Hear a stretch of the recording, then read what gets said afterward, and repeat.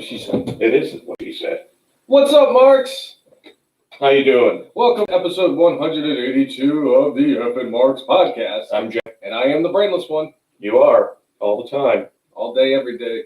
Living the gimmick since 83, baby. Yeah.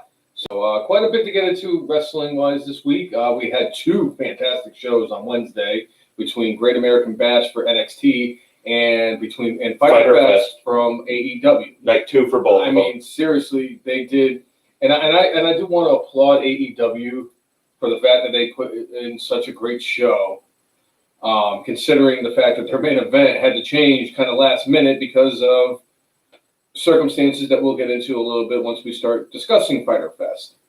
Also, there's been some additions to the Extreme Rules pay-per-view. I believe it's next weekend, if I'm not mistaken. It is next weekend. So is Slammiversary, so yeah, lots of wrestling in this, last few weeks. And I can't believe I'm going to say this, and we don't have to, check my temperature or check to see if I got a concussion or anything, but I am strongly considering getting Slammiversary next week. Hey, just because, and I've said crazier things. Not many, but I've said crazier things. This sounds like one race too many. But that was killer. Yeah. Yeah. Well, happy Saturday, everybody. I like it. You're in rare and ready to go form, and I'm still brainless. But so Extreme Rules. Yeah. They had a surprise appearance on Monday Night Raw this week. Going to get into that and. Anything else? Maybe other news and notes of professional wrestling.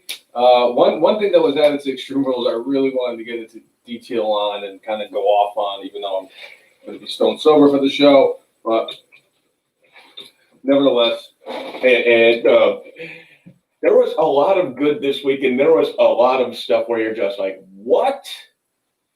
There was a lot of good this week. I can't even tell you, all the good this week because there was just so much of it. Like, for instance, I read somewhere that 11 of the 15 champions, even though it doesn't make any sense, I'd have to really look into it. 11 of the 15 champions are people of color in all of WWE.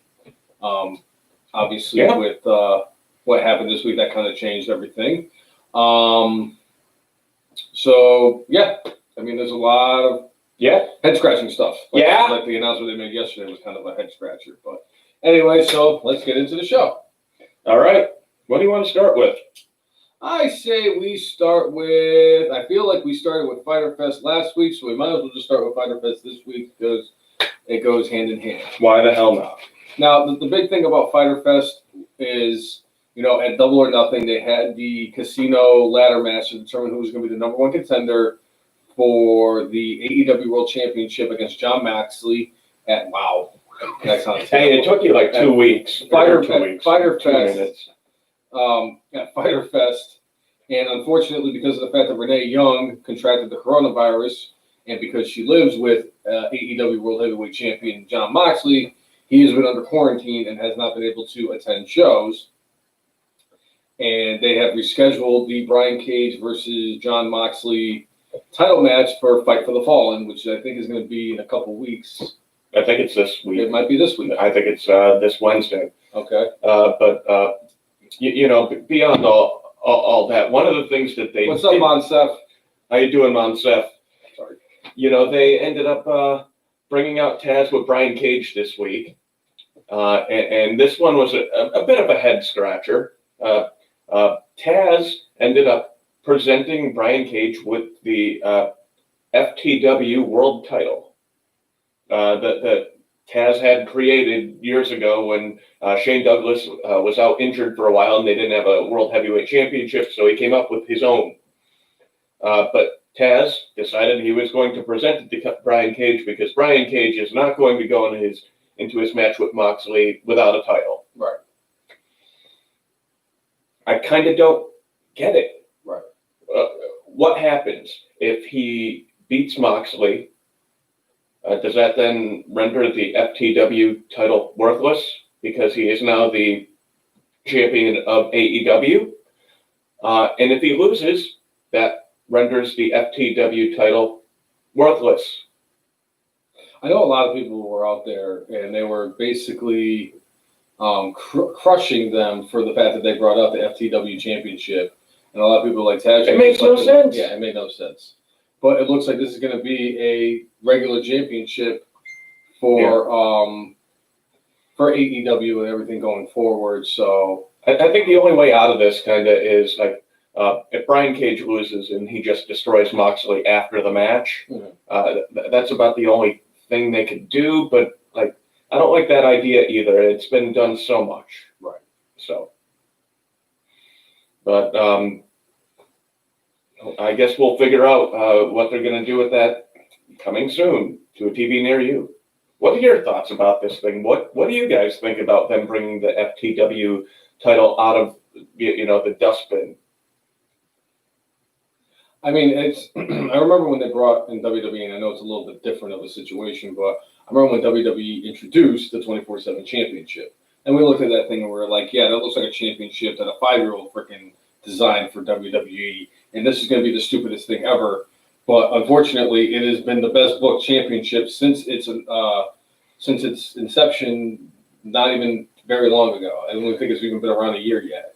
And not to totally like deviate from Fyter Fest, but the GOAT, R-Truth, did have a tremendous few moments on Monday Night Raw this week where he thought Ric Flair was Tozawa in disguise. Only R-Truth can pull that crap off. It was so good. And then as R-Truth runs off, Tozawa with the ninjas start going, chasing him, and Randy Orton sends him in the wrong direction. I really had no idea what the hell they were thinking about doing with this whole Tozawa being part of the ninjas, part of the storyline and everything. And I'm still trying to figure it out. I mean, are they going to make that giant ninja into an actual wrestler type of situation? I think they're just his minions. Honestly, I think it's like the Foot Clan. The Foot Clan and the Ninja Turtles. Yes. Oh, yes, I agree. But yes, we are going. Let's go back to Fyter Fest and not go too into it. But yes, you were absolutely right. R-Truth freaking. I mean, the guy's turned everything into gold, and in my opinion, I feel like R-Truth should get an Emmy for his performance with WWE on a week-to-week basis. And in fact, I'd like to see R-Truth be on all the shows: Raw, SmackDown, NXT. Why can't he get the Charlotte treatment? Yeah. Seriously. I mean, he deserves it. I mean, he's been around long enough. Yeah. I mean, hell, R-Truth has been wrestling in WWE since I think I was in high school. Yeah. I think it was 2000. I think it was when was he K-Quick? Well, definitely in 2002. But okay, so since I just graduated out of high school. Oh. Monsef, I like that. I like that. Instead of it being FTW, he wants it to be BMF. Bad motherfucker, yeah. So, good stuff. Imagine when either Dax Shepard or Chance Dax Harwood, whatever the hell their names are now, and Cash Wheeler, and oh god damn, I forget it all. Yeah, they could win the title. And they could turn it into the FTR championship. Fuck the Revival. But, right. Very interesting that this is what they did. I'm still trying to understand the whole Taz being the quote unquote manager for Brian Cage, and I'm curious to see how it goes forward. I never really was that big of a fan of Taz on the broadcast. He just kind of sat there, especially when he was with JR. All he ever really contributed to the broadcast was, you said it, JR, with that freaking really thick Brooklyn accent. Right. Brooklyn, right? Or is it Bronx? He's from New York City. He's from the state of New York somewhere. So, but we'll see where this all goes. But it's leading to a match for Fight for the Fallen, which again I believe is this week. So could be wrong, but it's at some point in the foreseeable future. All right. So we had your boy Kenny Omega and Hangman Page defending their titles against the Private Party. This was a heck of a match with four guys that know how to go. Yep, I agree. Well-sounded match, had their moments and everything, and not very surprising that Hangman Page and Kenny Omega did go over in this match. I know a lot of people, this is kind of like, remember when we were waiting for the blowout between Tommaso Ciampa and Johnny Gargano a couple of years ago, and it was like every week we're predicting it's going to happen at this show. We are going to predict it's going to happen at this show. And then finally, the one week we didn't predict it to happen on the show, and it happened on the show. So it's like everybody's kind of waiting for that moment where Hangman Page is going to turn on Kenny Omega. And, I mean, frankly, I'm going to laugh my ass off whenever it happens because fuck Kenny Omega. Can't spell overrated without Omega. Sure. Okay, wait, hold on. Wait. If you look up the definition of overrated in the dictionary, there's a picture of Kenny Omega in there. That's better. Yeah. Because you can't spell overrated without Omega. I'm telling you, you need to start doing this on the Facebook page like every day. What? Your brainless jokes. Yeah? Yeah. All right. I think I can. Every day. I mean. You want me to go on the Facebook page and just come up with stupid jokes? Yeah. Okay. Is that what you people would like as well? Would you all like to see the brainless one come out there each and every week? Do your thing, man. Jokes? All right. If that's the case, that's what it is. I'm going to start doing it. Yeah. So. All right. Okay. Moving along. But anyway, yes. But at the end of that match, though, it was a cool little sequence. But, ended up doing the buckshot lariat with the I think Omega does like a kick in the back. I forgot what the heck they call it. It's cool as hell looking, but they call it like their team name, Drunk and Overrated. Right? There you go. There you go. I love Hangman Page, though. Dude is awesome. I love the fact that he lives in the same state that we live in right now. I mean, granted, the difference between us is that we live in one of the 7 cities, part of Hampton Roads, and he lives in a city or a town that has like 700 people living in it, or 46 or some shit like that, where there's more cows than population of people per capita and all that jazz. Right. But he did go for Virginia Tech. Right. And he enjoys himself a nice alcoholic beverage. From time to time, every time. All the time, every time. He enjoys them 60% of the time, every time. All right, so then we have Lance Archer going against Joey Janela. I was expecting kind of like after Archer's match with Cody that like maybe they were going to try to reestablish him. Not that they ever firmly established him, but like reestablish him as like a dominant force. Mm-hmm. And I thought what the heck do you call it? That they kind of did that here with Archer, but it was a competitive match. But at the end of it was where Archer really like kind of shined. Mm-hmm. No surprising though. I thought that they were going to do the same thing and kind of rebuild his reputation, and starting him off going against Joey Janela and have him get back in some W's in the win column and everything. Because I mean, they made a big deal about him being their big free agent acquisition. Around the same time, putting Jake Roberts with it. Yeah. I mean, at the time, WWE, their big signing was Killer Cross, and AEW's big signing was Lance Archer. Lance Archer was somebody who worked in WWE in the NXT brand, who's now with AEW after he established himself in Japan. And then you got Killer Cross, who kind of made a name for himself in Ring of Honor and then Impact Wrestling, and has now made his move over to NXT.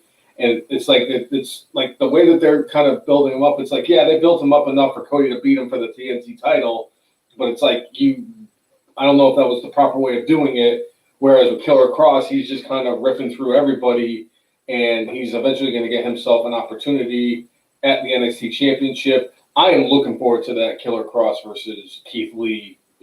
Spoiler alert. Sorry, spoiler. No, that was 3 days ago. If they didn't hear about it or see it by now, that's their fault. Now, one thing we're not going to ruin in case people didn't watch was the New Japan show that happened. Yes.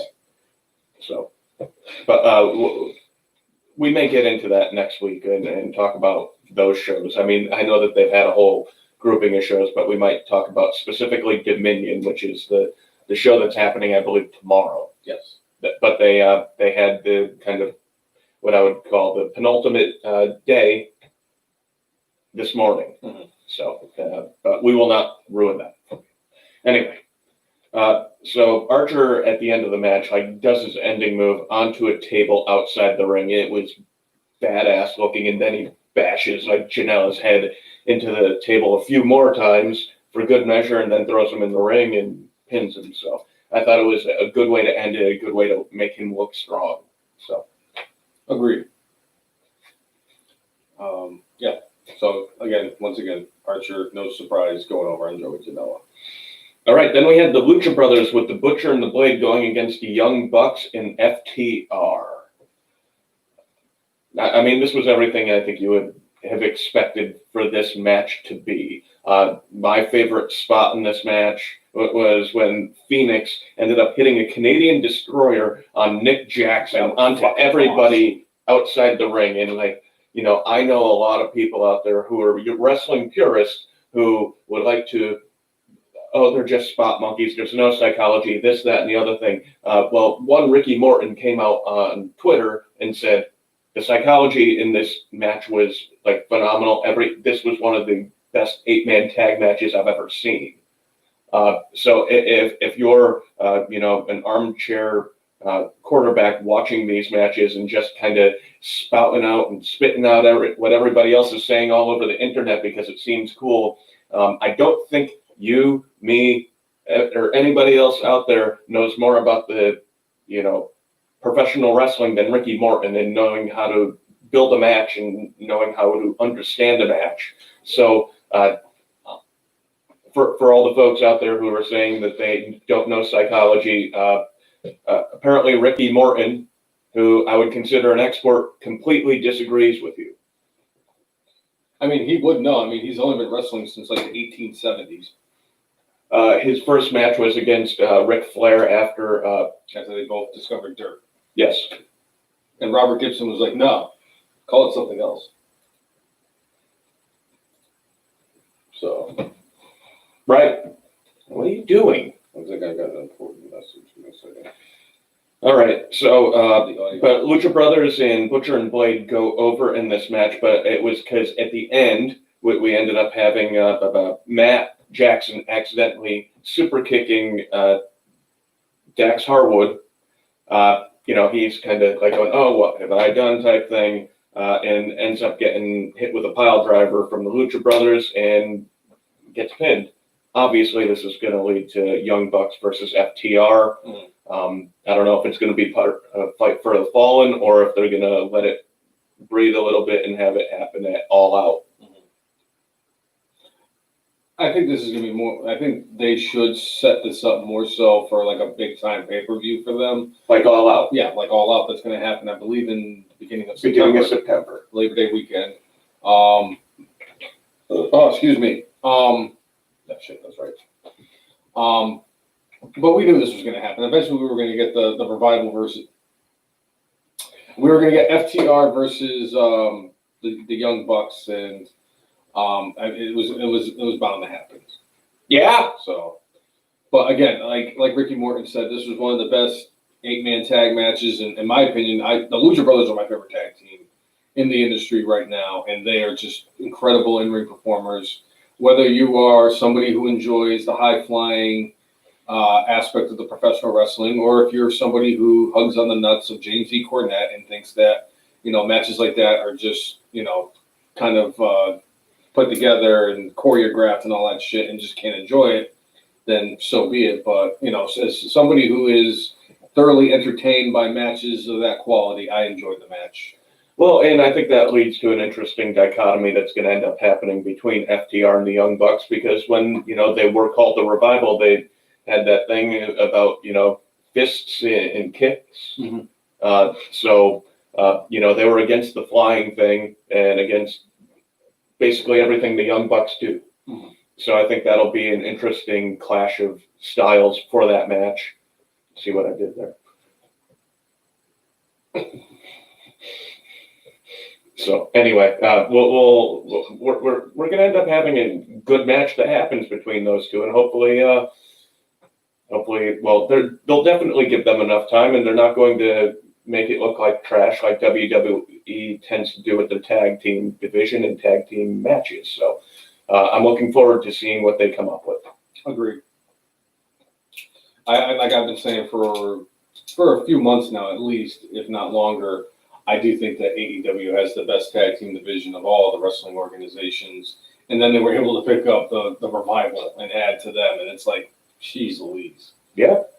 And heck, technically speaking, their tag team champions are a makeshift team who have done a great job of being a team. But it's not like in an interesting way. It's not like Hangman Page and Kenny Omega don't have a history together. I mean, these guys work together. This isn't like but they are a makeshift tag team. They were not true. a tag team. They were both singles competitors. True. They're a makeshift tag team, but they have gelled nicely. It's just like Cesaro and Sheamus were singles and were a makeshift tag team, but they eventually gelled nicely and became the greatest tag team of all time. Because they didn't just set the bar; they are the bar. So,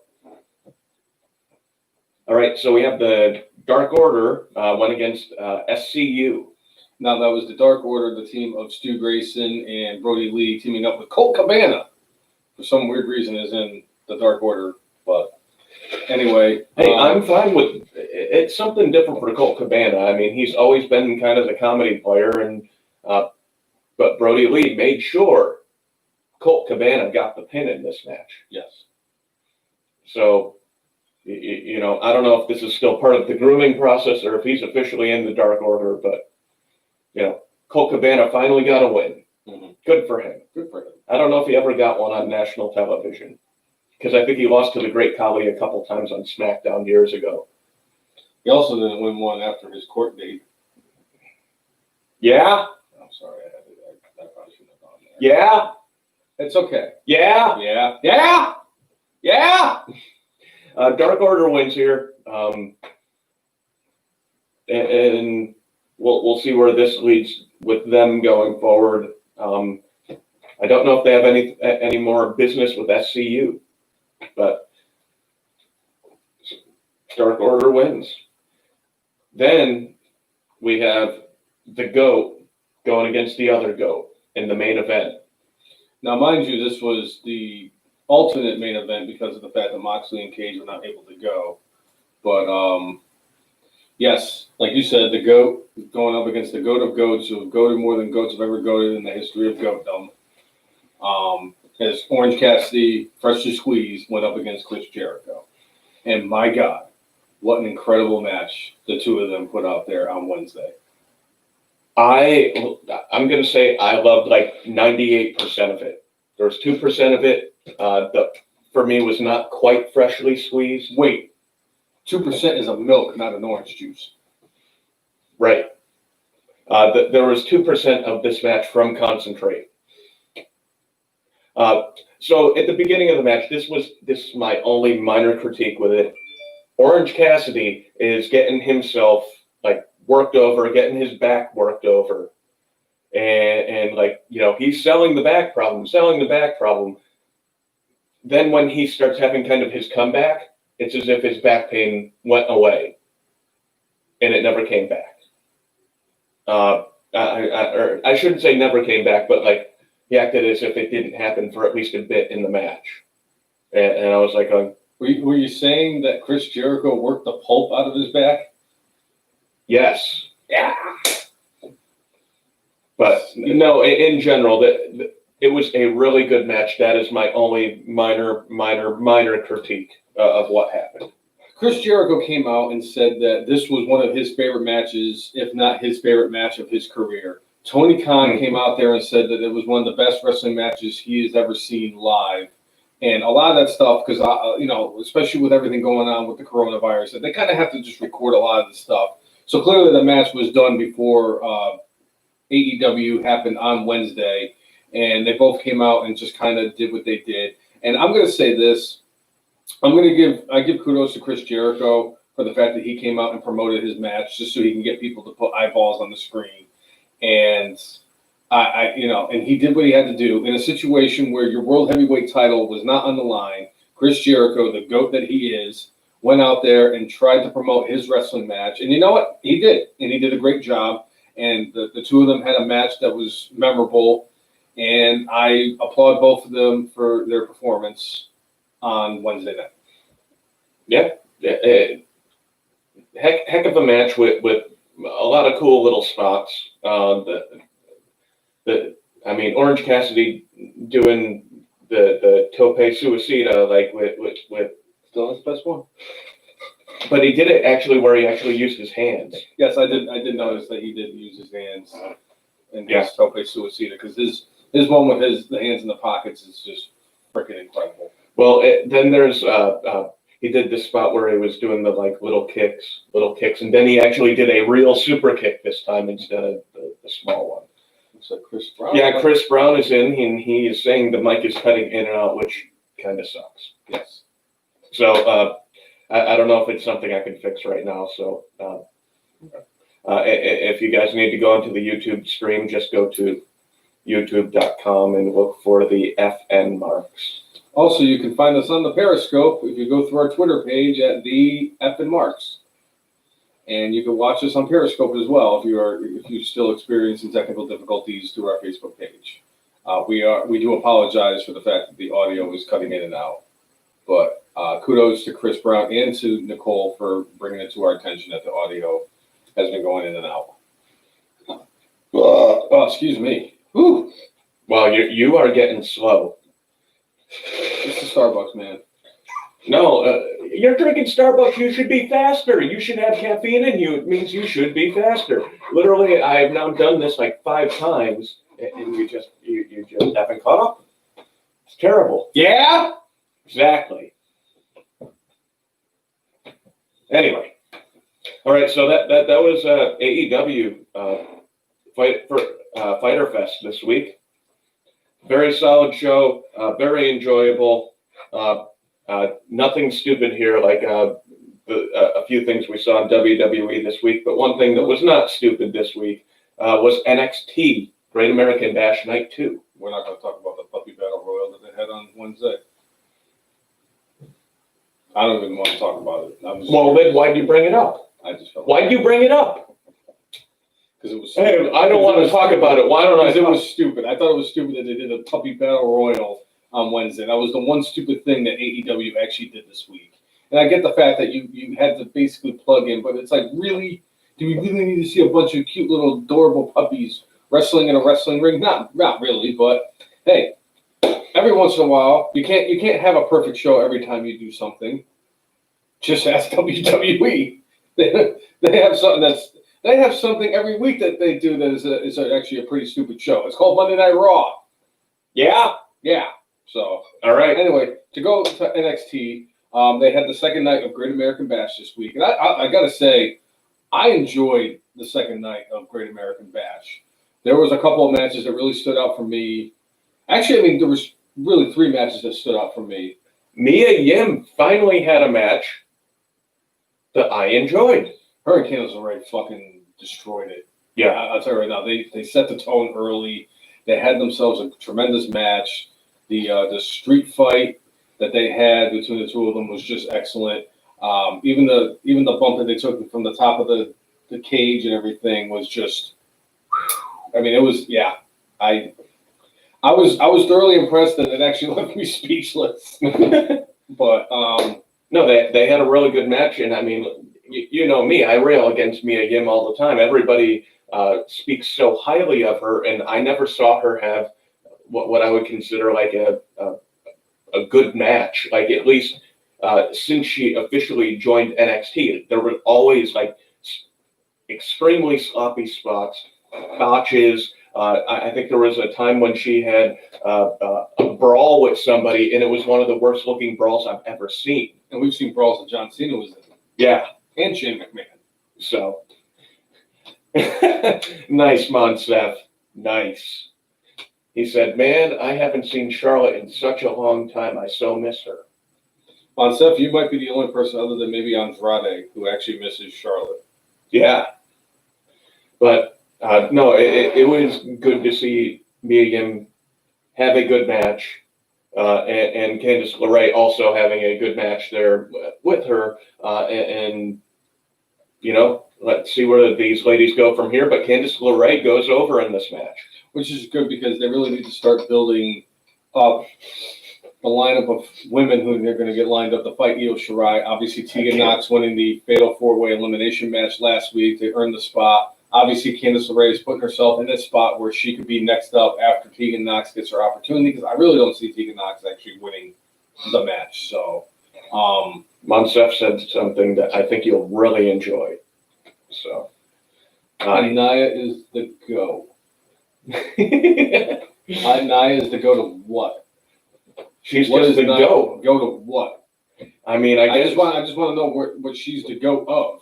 injuring wrestlers. Monsef. I mean, I need answers here. How is that?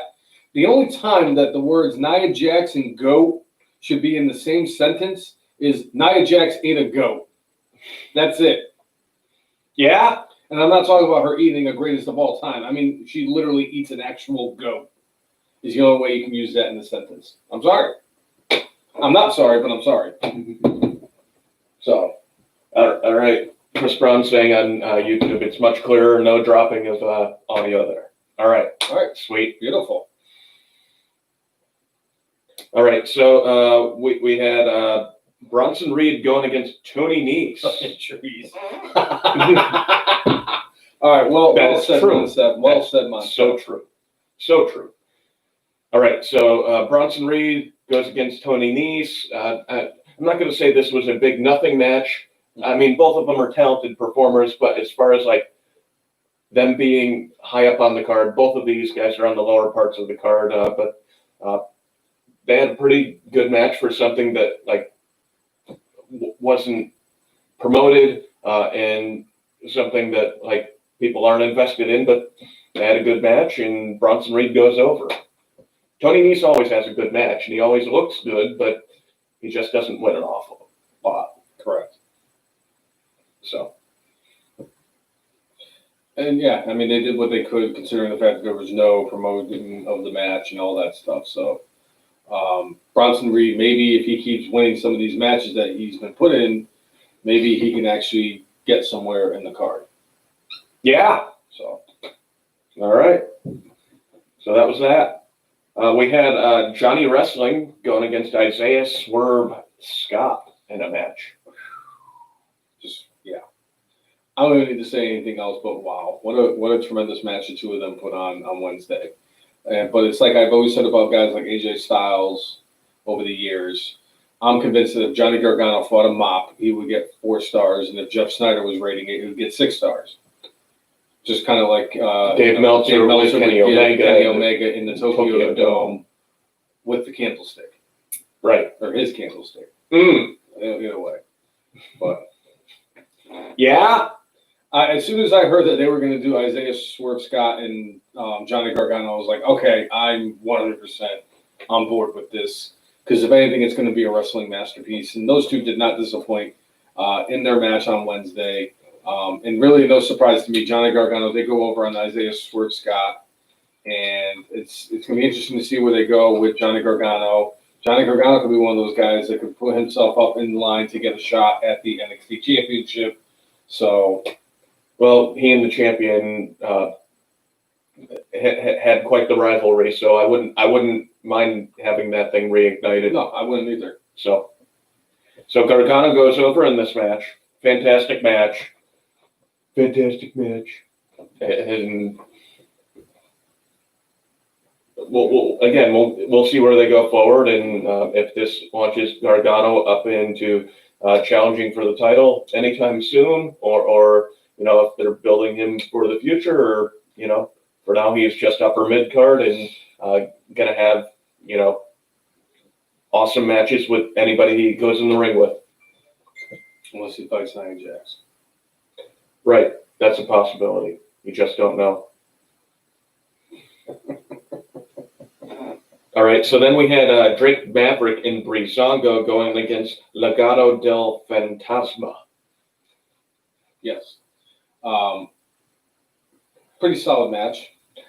Well, and they were trying to hold off having Maverick and the guy, I forget what his name is right now. Escobar? Escobar. It's Pablo Escobar. But they did their best to hold off those two guys touching each other at all in this match until the very end when it really mattered. So basically it was like Breezango and the other two dudes from the faction. Raul Mondesi and Garrett But they took up most of the action. But really enjoyable match, but the payoff here is really like Drake Maverick just sitting there fighting and fighting and fighting and fighting and fighting, trying to break through, and for now, he can't. But we ended up having Legado del Fantasma going over in this match, and specifically Drake Maverick taking pinfall. But that's just going to make Drake fight harder and harder. And he is one of the hardest working people in the industry. He makes everything work. Yes. So, Monsef, I actually agree with you completely there. Asuka is the GOAT of women wrestling. So, are we talking right now or all time? I don't know. Probably. He's probably saying right now. Right now, I would 100% agree that Asuka is the best in the women's division. For me, and I've kind of flip-flopped over the years of who I thought was the best wrestler, but especially now that I have the network. I mean, I've had the network for years, but now because of the network, I can actually go back a couple weeks. I think it was like a week. That you got rid of it, and you had no idea why. And I don't remember why. But either way, I really wish I didn't delete those tweets. That's what got me. And I was like, oh, WWE's never going to let me bring it back if I don't delete these tweets or some shit. No, they're very interested in your money. Yes, they are. But anyway, I would say all time, the GOAT, Alundra Blaze / Medusa. Okay. Whatever you want to know her as. Because I think that she was a tremendous performer. Unfortunately for her, at the time with WWE, the women's division was kind of like an afterthought, and they didn't really have anybody other than Bertha Faye and Bull Nakano and a couple other like local competitors that they just threw in the ring with her. And then she moved over to WCW, and she dominated the women's division over there, and to a point where she was so good over there that she started beating all the men in wrestling matches. So in my opinion, I think if you had her now wrestling with what the women's division has become, and not just WWE, just in general, the women's division, because they have quite a few women that are actually impressive in the ring in AEW, whether it's Hikaru Shida or Britt Baker, or if you have like a Tessa Blanchard, or even I can't even think of the girl's name that's in the freaking NWA. Camille Brickhouse. I mean, or just any of the women like Charlotte or Asuka or any of those women that are in WWE. I think that she would be one of those ones that would have transitioned perfectly and would have had one hell of a career in professional wrestling if she was around now, as opposed to back then when they didn't give two shits or a rat's ass about women's wrestling. You know what? I think my GOAT all time is Miss Mickie James, as far as women wrestling goes. And, you know, one of my favorite women's matches in the last few years was when Mickie James came back to WWE, and she went against Asuka. I believe it was NXT in Toronto. Yes, it was. And they put on a heck of a match, and it made WWE say, like, maybe we should resign Mickie James. Yes. Speaking of which, Mickie James has been cleared to return to the ring. Well, she was actually cleared to return a few months ago, and then coronavirus happened. She's been cleared to return to the ring. Yes. So she has not been brought back on TV, but you know what? I hope that we see her soon. I don't know what she'll be because there's still that heel turn she made that was never really explained. One of the greatest bits of writing WWE's ever done. Let's not explain anything and let's just move forward as if nothing happened before. Which is something I want to get into about something that was announced this week. Yeah. So I'm hoping to see Mickie come back, whether it's, you know, a short run to end her career. I mean, she sounds like she wants to have one more good run before she kind of goes off, and whether she becomes a coach or does country thing full time. I like to see her win the title at least one more time. Because for me, yes, she might not be in my opinion, the GOAT of the women's division. She is definitely in my Rushmore of women's competitors in professional wrestling. It's her and Trish Stratus and Alundra Blaze / Medusa and Nia Jax. No? No, I thought. See, I'm the one that's supposed to have the brainless thoughts. You're supposed to be the brains of the outfit. You're not going to just throw some fucking bullshit out there like that.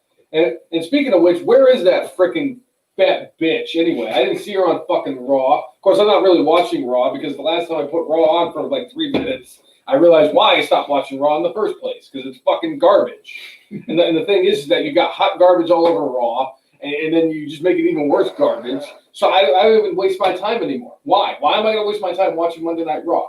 You know, I am the co-host of the fastest growing podcast of two guys that talk about professional wrestling while wearing wrestling shirts and Occasionally now drinking 40s a Colt 45 because the 40 don't get you the 5 will.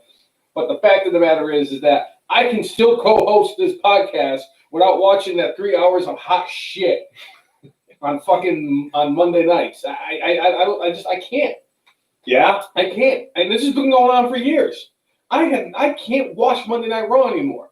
Back when the Wyatt family first came out, that was the last time I was actually watching Raw. And basically it was I would watch until freaking Bray Wyatt and the rest of the Wyatt family came out, and I'm like, oh, well, they're done for the night, so I'm going to bed because fuck this shit. What would I rather watch? Would I rather watch fucking Monday Night Raw with their terrible booking because Vince McMahon is such a fucking old senile fuck that he doesn't know what the fuck he's doing anymore? Or would I rather watch, grass grow? Would I rather watch somebody get a lobotomy? I'd rather watch Petey take a shit than watch Monday Night Raw. Because it's not much different. And at least with Petey, once he takes his shit, it's over and done with. He gets a treat and he's happier than a pig in shit. I still got like 2 hours and 55 minutes of Raw I still got to watch. And it's all shit. So it's either watch the dog take a 30-second shit. It's not all shit. It's all shit. I have some things in my notes where I'm good shit, pal. There was some good shit, pal, but it had nothing to do with Vincent Kennedy McMahon or booking. It had everything to do with R-Truth being a goat. That's it. That's all I got is R-Truth. No, there was another great thing that happened on. Kevin Dunn had a heart attack and died. He did not. He was building a dam and it exploded and it killed him. No, he's a beaver. He can. But if he's in the middle of building a dam and it explodes, I almost want to go on our Facebook page right now and set out a poll and say, if a dam blows up while Kevin Dunn's building it, does he expire with the dam? Yay or nay? Who knows? All right, so circling all the way back, Legado del Fantasma wins the match. And Drake Maverick is going to continue his pursuit of getting the elusive victory. I cannot wait to see until he gets it. It'll be like the time when he was Rockstar Spud and finally got his match against EC3. Which was a hell of a match, by the way. I love that match. It's one of my favorite Impact matches. I've actually watched that match. I enjoyed the heck out of that. It's not going to be, I'll tell you right now, he's getting books, and this is sad. That when Drake Maverick, who spent a good portion of his time in 205 Live and Monday Night Raw, and he actually got booked, he's getting booked better in WWE than he ever did at Impact, other than that one match that he had against EC3 for the title. You got to remember, Drake Maverick lost, I believe, multiple matches to a toddler. He did. Yes. I mean, what is it? Maxwell? Yes. Is that what it is? It might be Maxwell. Maxwell. Oh, yeah. Yeah, that sounds about right for a name for Matt Hardy and Brady Sky. Yeah, that's definitely a Hardy name if I've ever heard one. All right, Monsef is saying hashtag give Nia a chance. Oh, and what? Give her a chance at what? She deserves a title run, he says. Fuck that bitch. She doesn't deserve shit. She deserves to get fired is what she needs to get. She deserves. No, I'm not doing this. No, because every time somebody puts out one of those things that causes me to tism, we get off track for fucking 45 minutes, and then it takes Jay to go moving back along. It's like I sit there and I talk shit about Nia Jax, Monday Night Raw, and Vince McMahon, and then it's like, and going back, Orange Cassidy beat Chris Jericho in the main event of Fyter Fest. Right. And it's like, how the fuck did we get from Fyter Fest to me going off on a fucking 45-minute long tangent about bullshit because somebody had to go out there and say Nia Jax or Kenny Omega? See, I let it go because it entertains the hell out of me. I'm just waiting. I'm waiting for Gags the Clown to pop in there and say, "Well, it's the big show." I love how he trolls you on Facebook. I'll tell you right now. Every week. You know what else? You know what else I miss? I miss Don't Eat Brown Snow going on there and either Omega-ing me or X-Pac-ing me. It's been months.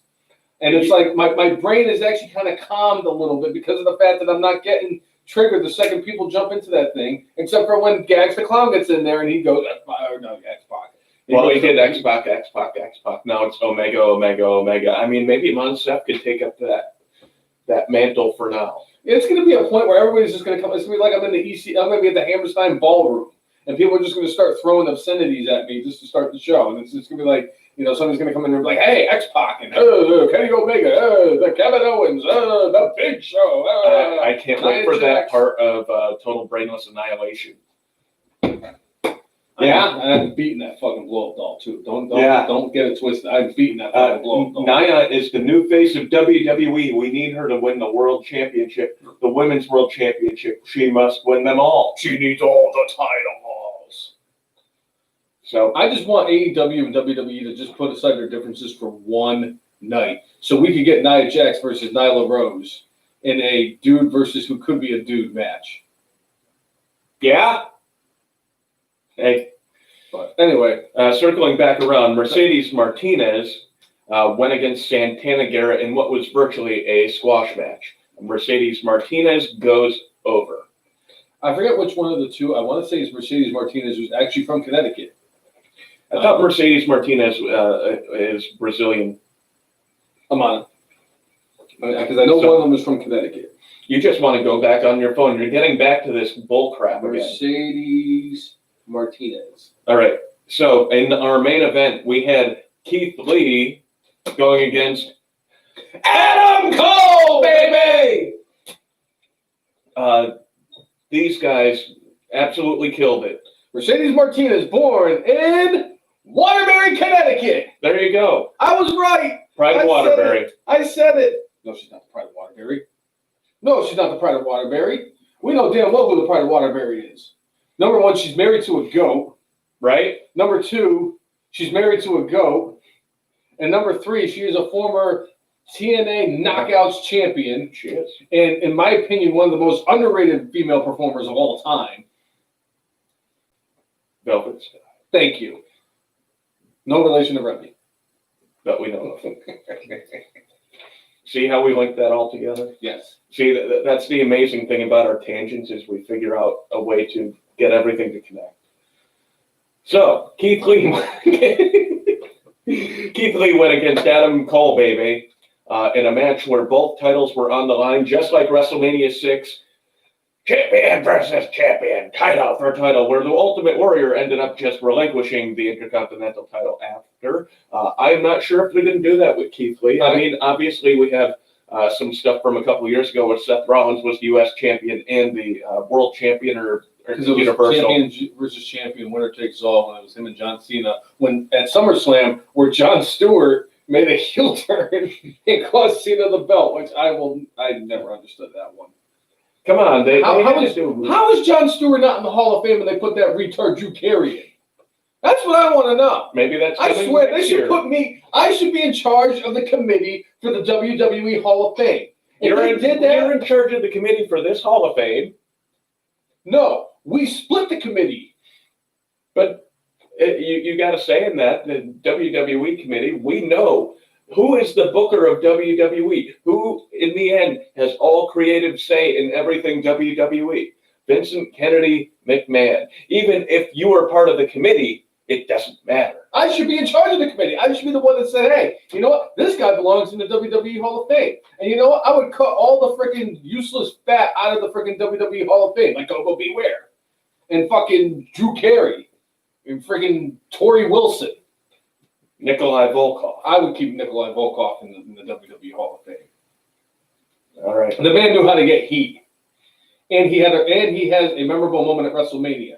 He's not the guy who lost to freaking the Natural Butch Reed. There's nothing wrong with being the Natural Butch Reed, but the Natural Butch Reed also deserves to be in the WWE Hall of Fame. But my point is that you keep people like Rick Martel and Vader and King Kong Bundy out of the Hall of Fame, where a guy whose claim to fame was he had a bird and was the first person to ever get pinned on a live televised broadcast of WWE by the greatest gimmick of all time. You don't belong. He doesn't belong in the Hall of Fame. I'm sorry. The bird belongs in the fucking Hall of Fame. Frankie was more over than the Birdman. Just like Damien should be in the Hall of Fame. Just like Matilda should be in the Hall of Fame. Not fucking Not Drew Pepper. Carey. Stop. But anyway, tremendous match between. If Corey was on, he would be very excited about that. Put Jim in the Midnight Express in.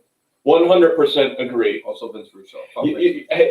As much as you dislike Vince Russo did an awful lot for professional wrestling. Yeah, like put the title on David Arquette. And bring about the Attitude Era. Everybody sits there and Attitude Era, Attitude Era. It was Vince Russo. I mean, he brought Brawl for All too, which check out Dark Side of the Ring. Let's finish up with the fighter. Back to Keith Lee and Adam Cole, baby. Oh man, Adam Cole in this match. You want to talk about a performer who is willing to do anything to put the other guy over. He did like every one of his ending moves, and Keith Lee kicked out of all of them. Basically, there's been almost nobody who's kicked out of like even the last shot. He gave him the last shot. He gave him the Panama Sunrise. I mean, he gave him the super kick. Anything he's used to end a match did not work here. My favorite part of this match was when Keith Lee was about to go up to the top rope to do a moonsault, and he quoted Ivan Drago, and he paraphrased, "I must break him," as he looked out on the wrestlers in the crowd. "I must break him," and he did it with the accent. I'm like, yeah, Keith Lee, you're gonna Ivan Drago his ass, just like he did to Drago did to Apollo Creed. But that was a cool little thing. But like these guys, like the back and forth, despite the fact that like Keith Lee's double the size of Adam Cole, baby. Adam Cole always makes these matches seem like realistic. Like, hey, he's just smarter, athletic, and is going to figure out a way to make this work and win somehow, some way. Yes. But one thing that has been apparent lately, we have not seen the Undisputed Era accompanying or helping out Adam Cole BayBay quite as much lately. I know part of that is coronavirus, but also the other part is that Dexter Lumis has kind of done his part to keep the Undisputed Era at bay while Adam Cole has his matches. He's had his issues with Bobby Fish. He's had his issues with Roderick Strong. In fact, last week we did see Dexter Lumis go up against Roderick Strong in a strap match. So that's probably part of the reason why I haven't seen Kyle O'Reilly in God only knows how long. Right. But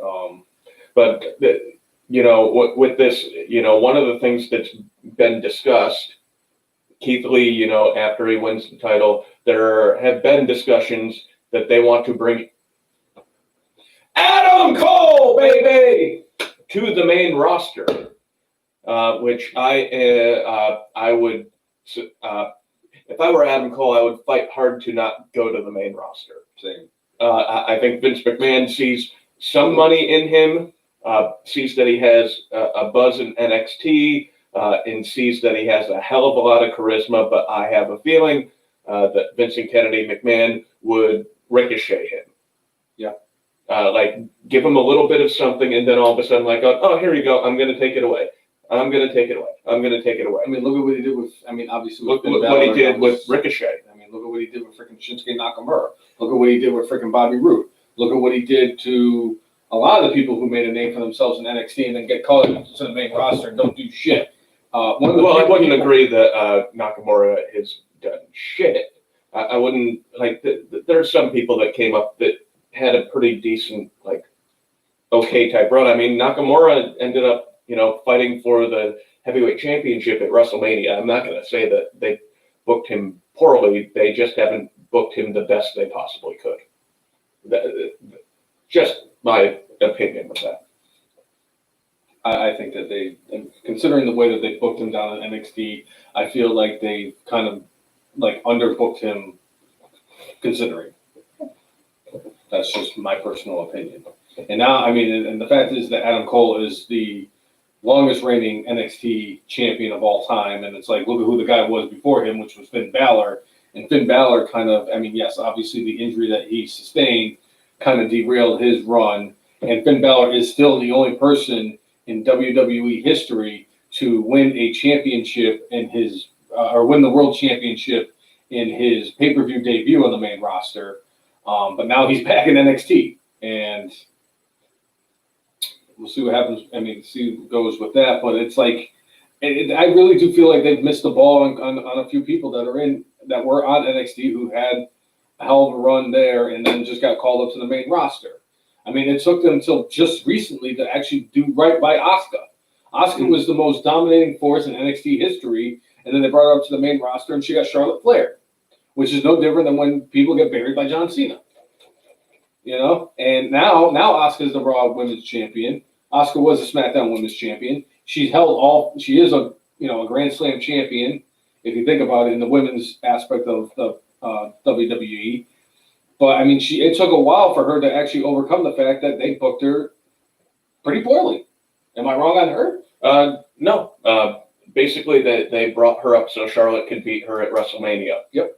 And get rid of the undefeated streak. I mean, last year, before WrestleMania, she and Becky had the match of the night at the Royal Rumble. They did. Who won that match? Asuka, who ended up being in the main event of WrestleMania. Charlotte. And Becky. And Ronda Rousey. And basically, they just F that up. Could you imagine what would have happened if Charlotte went over at WrestleMania last year? I mean, they would probably riot. They would have rioted at WrestleMania. Yes. They were in New Jersey. Are you kidding me? All right. So one thing that Chris brought up is the talk is that Adam Cole BayBay would be going up to the roster alone. We've seen reports of that, and it's like, I know Vince is not a huge fan of factions. So bringing up the Undisputed Era would probably won't happen as a thing. And I think that's a shame if Adam Cole goes up without the rest of the Undisputed Era, because I think it could lead to a lot of fun things. I think Chris brought up last week, like he wouldn't mind seeing Undisputed Era going against the Rollins faction, which could be interesting. But I hope Adam Cole stays in NXT personally. Same. And if he goes up to the main roster, just sit there and hope and pray that Vince McMahon doesn't McMahon him. That's good shit, pal. That's such good shit. I gotta get a hold of Jeff. Yeah? I gotta get those shirts. Yes. I do have to get those shirts. So Chris is bringing up that on Facebook there is a fun little profile called WWE Creative. I don't know if it's the same ones as have the Twitter account, but the WWE Creative on Twitter is absolutely hilarious. So I'm expecting that it's probably the same one, and it's fantastic. I love whenever they tweet out, and I think they made fun of the Big Show for his heel turns, and he did not block them. Yeah, it's because he's a fucking fat bitch. Jesus Christ. Yeah? Why is he still getting a paycheck? I still don't understand why the hell they fucking fired all those people, and it's like you'd rather pay him fucking 7 figures? I don't get that. He's done. Nobody cares about the Big Show anymore. It's not the 90s. He doesn't move around like he used to. And I'll tell you right now, he used to be good. He used to be a really good in-ring performer. I saw a clip before the show started where it was him against Mr. Perfect when they were in WCW, and Mr. Perfect hit the Big Show with a perfect plex. Nobody ever talks about that. Right. It didn't bust the ring. And I'll tell you one other thing. That's another man who got poorly booked the way that he got booked. Mr. Perfect was good enough to be WWE champion, in my opinion, when he was in WWE. He was a tremendous heel. He was an incredible worker. And you know what? He had charisma. He had talent. Why didn't he get the fucking title? Hulk Hogan. That's the only answer there is. I know that's the only answer there is. That's why. Well, in fact, people would hold the title for an extremely long time. Now we're getting kind of, with some of the titles, we're getting back into an era where like people are holding, heavyweight championships for a long time. Whether it's Adam Cole, BayBay, AJ Styles, Brock Lesnar, CM Punk. So we're getting a little bit more of that. So which was better than, I think it was like, I'm sorry. No, go ahead. It was like around 2000, 2001, I think it was. They had 13 different title changes for the WWF Championship in like a 15-month span or some shit like that, where it was like between Triple H and Steve Austin and The Rock and Kurt Angle and Mankind and The Undertaker and basically anybody else who had a pulse that was WWE champion at that time. But it's just like, I hate. I appreciate that people who are getting opportunities to win the world title, like Eddie Guerrero, guys like Kofi Kingston. I am so happy that guys like that are getting those opportunities and chances to win the titles. But I hate hot potato championships. You have a hot potato title. That's the only title you need to have, the hot potato. You have a 37-time WWE 24/7, 365, 7-Eleven European champion of hardcore Dudleyville, USA 06010. Yeah. Shit, man. Hey, while I'm thinking about that, you said 7-Eleven. It is 7-Eleven today, which means if you go to your local 7-Eleven, if you have one near you, you get a free Slurpee. So make sure you get out there and get the 7-Eleven. They're not a sponsor of this program. Can I level with you? Can I tell you something? You'll be surprised when I tell you this. I haven't had a Slurpee in over 20 years. Today is a perfect day for you to have one. And actually, if you have their app, you have the whole month to get it. By the way, I think the Slurpee is just as overrated as Kenny Omega. But it's free. I'm just never a huge fan of Slurpees. But they're free, and it's hot as hell down here. It's been hot as hell. Yesterday was the hottest day of the year so far. So you should have gotten Slurpee. But it was only 7:10. So it's 7-Eleven today. It was a split yesterday. So anyway, yeah. To a National Bowling Day yesterday because it's 7:10. Yeah, I think all the bowling alleys are freaking. Anyway. Yeah. All right, so that was Great American Bash. Good show, and again, hoping Adam Cole BayBay does not go to the main roster. Agreed. All right, do you want to talk Raw or SmackDown first? How would you like to talk Raw? And I'll just sit here and watch you talk about Raw. All right, I'm going to talk about Raw because there was an outstanding starting segment to this show where we saw Heath Slater come back to WWE for at least a night. Yes. Slater, it started off with Dolph Ziggler talking about, hey, man, there's this 3-year gap where you were gone and blah, blah, blah, and blah, blah, blah, really like baiting him and what have you, where they used, Ziggler used everything he was talking about to kind of say like, hey, man, you left people behind and I'm going to bring somebody out to talk to you about leaving them behind. And he brings out Heath Slater, as far as we know right now, has not re-signed with WWE. He was still just within his 90-day no-compete clause where he couldn't wrestle anywhere else. Apparently, Drew McIntyre was actually one of the ones who pushed for this to happen. Heath Slater was it took McIntyre talking with him to get Heath Slater to agree because Slater was like, you know what? I'm done. I'm moving forward, not moving back. But I guess once he explained what they were doing, once McIntyre explained what they were doing, Slater's like, all right, I'll do that. But, you got to see a new depth to the Heath Slater character, and I am going to predict this right now, right here. Heath Slater will be back in WWE ring in less than a year. Wow. Okay.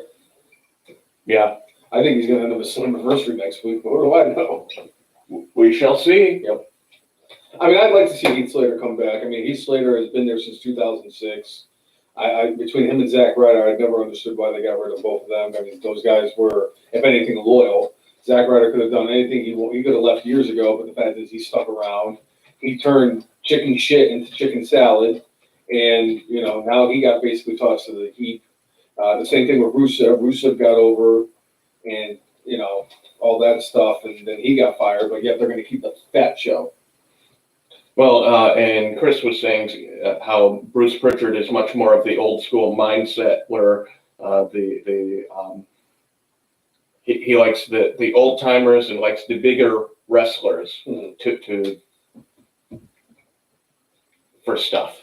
Very Vince McMahon, very anti Paul Heyman. So, and poor Paul Heyman just can't catch a break. It's because especially because this week AJ Styles came out and said that Paul Heyman is a bold-faced liar. That's kind of been a thing that's surrounded him his whole life. And if you watch the Paul Heyman documentary that WWE did, he more or less says that he's been doing it his whole life. When he got his first gig working as a photographer, oh yeah, I've done this before. He's like, oh yeah, I never did it before. But I needed to pretend I did so I could get the job. Yeah. And obviously he did a fair enough job where they kept on hiring him. But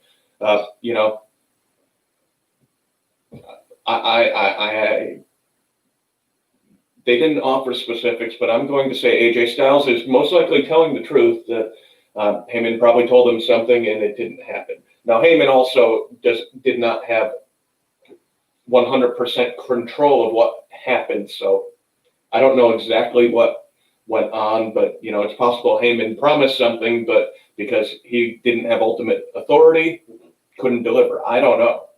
I honestly don't know. But circling back to McIntyre and Heath Slater here. So Heath Slater comes out and says, hey man, when you were fired for those 3 years, who's the one who called you almost every day? Since I was released, when's the last time you spoke with me? And just kind of like... They said it was Heath Slater's best promo. It was a very passionate promo. Oh, it's great. On Monday. And he talked about his kids, and he says, yeah, not my 22 kids that everybody thinks I have. My 2 kids at home. And he was like, I just want you to give me the thing that you promised me. And he ends up slapping McIntyre in the face. And Indie face. And eventually McIntyre's like, all right, I'll give you what I promised you. And they ended up having a match where, Slater got squashed more or less. And then Ziggler is, starts slapping him around, trying to, just humiliate him and embarrass him more. And McIntyre comes out, chases off Ziggler. But McIntyre ends up pulling up Slater. They have an embrace and they have a 3MB moment. It's awesome. It's too bad that Jinder Mahal was not there, but he probably can't walk right now. 67% 3MB. But they had, it was a cool moment. They embraced and. I'm going to say this right now. I'm not going to rule out Drew McIntyre versus Jinder Mahal inside the Punjabi prison. I cannot wait. I cannot wait for that match. I think we're a little bit a ways from that happening just because Jinder's out for another bit and they need to rebuild him, unfortunately, again. But him with the Singh brothers, maybe this match, they'll bring the Great Khali back again. That would be great. Love it. No, I would not. Nobody wants to see the Great Khali. Come on. Nobody wants to see the Great Khali. Yeah. I'd rather watch Primetime Brian Lee versus Tom Zink from Clash 13. Come on, that's a great match. One of the I'm convinced it was when Brian Lee missed that frickin'. He was supposed to eat that crossbody from Tom Zink. That was the moment that Ole Anderson got fired. Because they were like, you put this fucking retard in the ring? Yeah, Ole, you gotta go. But I'm the Black Scorpion. Yeah, well, we'll just make it Ric Flair. Fuck you. So Chris was chiming in about Heath Slater, and he's saying the same thing as you. Him going to Slater going to Impact, and the belief is that Rhino and Slater are going to be teaming again. So I wouldn't be against that. I really wouldn't. So that could be a fun little thing. We are aware that our audio is kind of cutting in and out on the Facebook. If you do want to have audio where the audio is not cutting in and out, you could go to the YouTube channel at YouTube.com/TheFNMARKS. What's up, Gags the Clown? How you doing? How are things? Wait for it. The Brainless One has been waiting so long in this show for you to show up to do your thing. It's fantastic. Hope all is well for you, Eric. So I thought that was a cool little thing on Monday Night Raw. That it's not all garbage. That was good. Hot shit. Big difference. It's hot shit, It's all hot shit. We did have a tag team match to determine the stipulation for a match at Extreme Rules, where we had Kevin Owens and Rey Mysterio going against Seth Rollins and Buddy Murphy. At one point, Rollins was trying to get Dominic to be part of the match. And that did not happen. But what we did have happen is Mysterio and Kevin Owens went over, which meant Rey Mysterio was able to pick the stipulation for the match at Extreme Rules. And yet you say that it's not hot shit. But go ahead. Tell everybody what Rey Mysterio picked for the stipulation for his match against Seth Rollins at Elimination Chamber. It's an eye for an eye match. Supposedly, you have to pull out the person's eyeball to win the match. Like, I understood how they were going to do the Inferno match. But pulling somebody's eyeball out, I know that they said that they're going to do some sort of CGI thing. I'm sorry. It is going to look so bad. There's no way they can make this look good. This is a bad idea that is going to end badly. It's going to be one of the shittiest things we've ever seen in professional wrestling. This is going to be like the ending of this is going to be like the Kennel from Hell match. The brilliance of the ending of the Chris Jericho against Rey Mysterio match, where he pulled off the mask, like only to reveal another Rey Mysterio mask. That was brilliant. This is going to be the exact opposite of that. I have no doubt these guys are going to have a 98% good match, but that last 2% is going to stink so badly that it is going to turn the rest of it into complete trash. IDK, what to tell you? And one of the interesting things with this is technically right now, Rey Mysterio, his contract has run out. He is wrestling this match, basically extension of the deal that he had. Right now, he and WWE, I'm not going to say are at an impasse, but Rey is asking for a raise.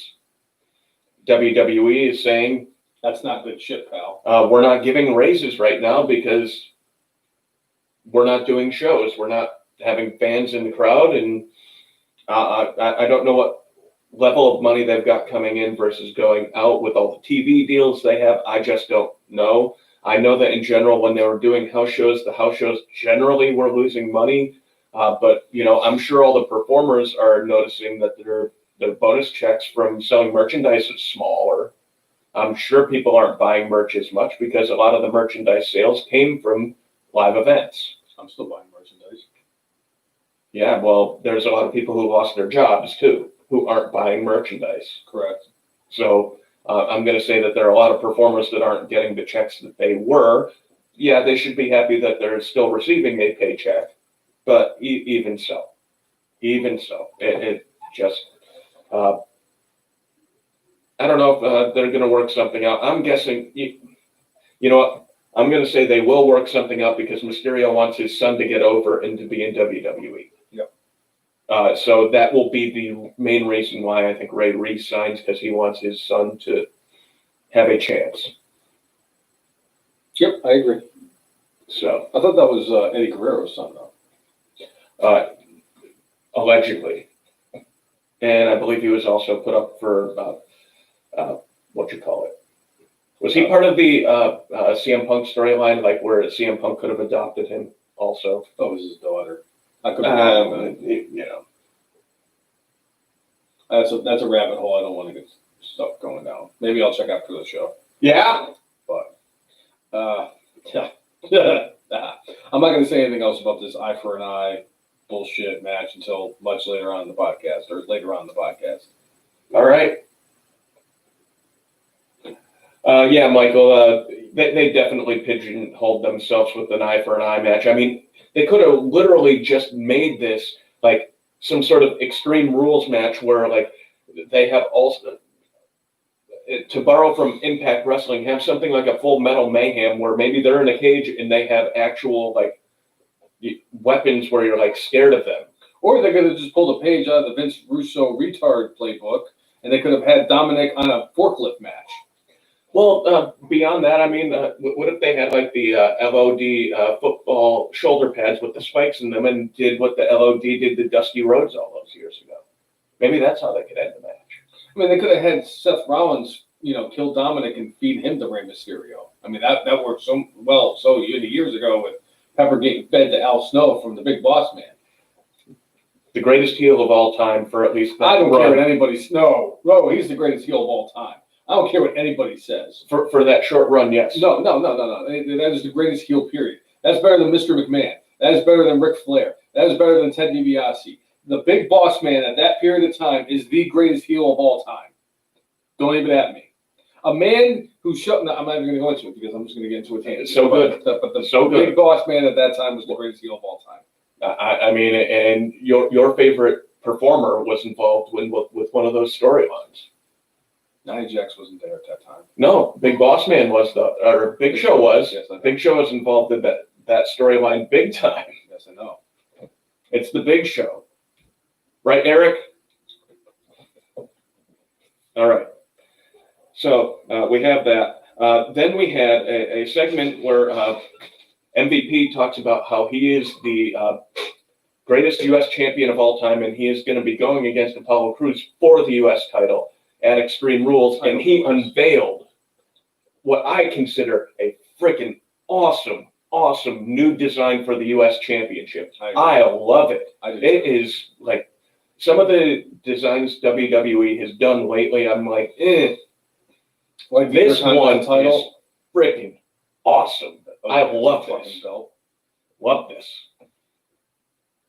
I do too, and I think this is going to be great. And I have a feeling, and I'm probably going to guess that later on next week when we do episode 183, I'm going to predict that MVP is going to win the United States title too. I just got this sneaking suspicion. But okay, don't worry. After he loses, Apollo Crews is going to smile. Of course he is. Even after Apollo Crews loses, he's going to smile. Apollo Crews, never mind. Just going to keep going. Yeah. So anyway, all right. So we had that. Blah, blah, blah. Then we had a 6-man tag match where it was your boy the Big Show with the Viking Raiders versus Andrade Garza and Randy Orton. And in general, like, I wasn't in love with this match. It was fine. What I did love about this match, at one point, Randy Orton had a complete tism on Angel Garza, where he like was choking him and cut a promo on him and actually used a couple of swears that you could clearly hear on the air. It was fantastic. He's like, "Hey, I know that you're a multi-generation star. I am too. You need to be better than that. Blah, blah, blah. Get your ass in the ring and do better than what you're doing." Orton did it a cajillion times better than what I'm doing, but it was fucking awesome. And Randy Orton right now, in every way, shape, and form, is like, he might be at this moment my favorite wrestler out there with the work he's been doing. I'm telling you right now, he might RKO somebody out of my Rushmore. He's been great lately. So, because I've been wanting to put him in there too. I really do, because I've been digging this whole Randy Orton thing. And it's so funny because everybody was like, and I know you were definitely one of them that said, Randy Orton is not going to be taken serious as a heel until he releases, he gets rid of the RKO. And yet here he is, still delivering RKOs, and he is one of the best heels in all of WWE right now. Well, part of that's the crowd's not there. If the crowd was there, they eat up the RKO. Hey, every time I go to a show and he's there, I pay to see an RKO.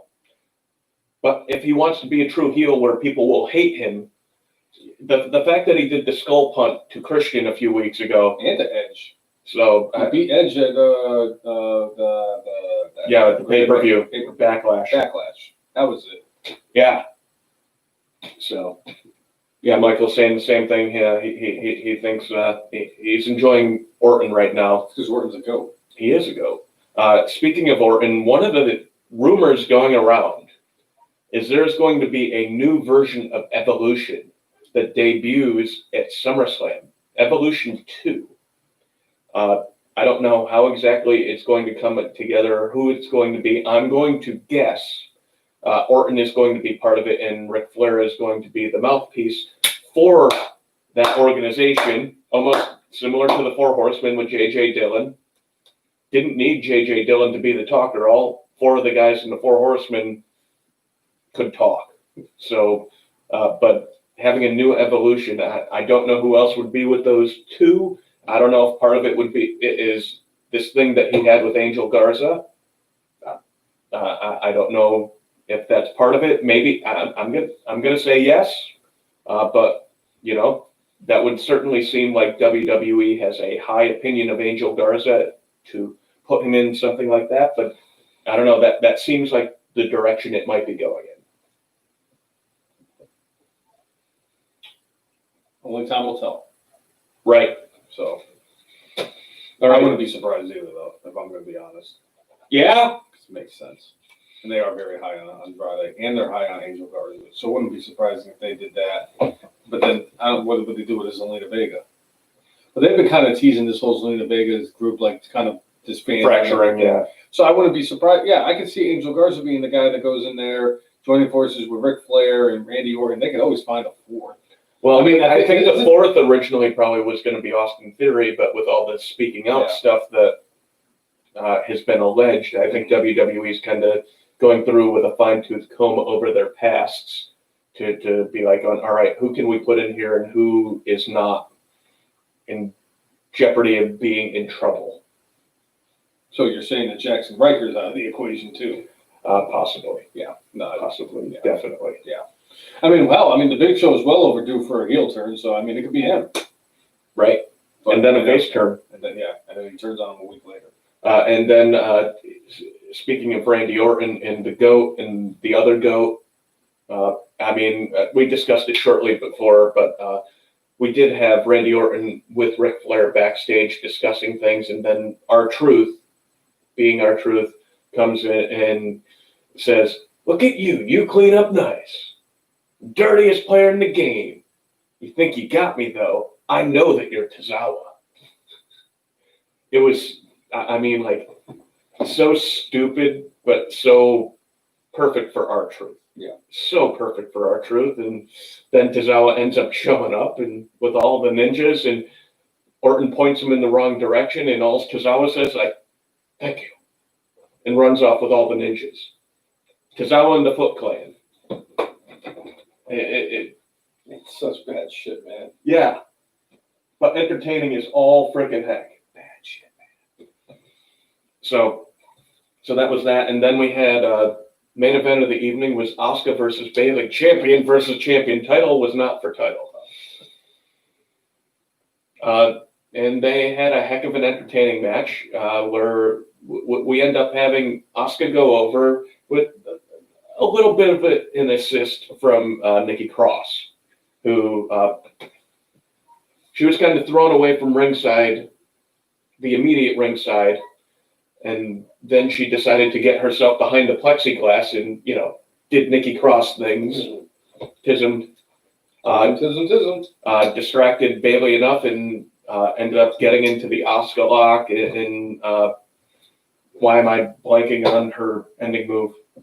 She does the Oscar lock and then she does another thing. Anyway, but Oscar ends up hitting her, winning the match.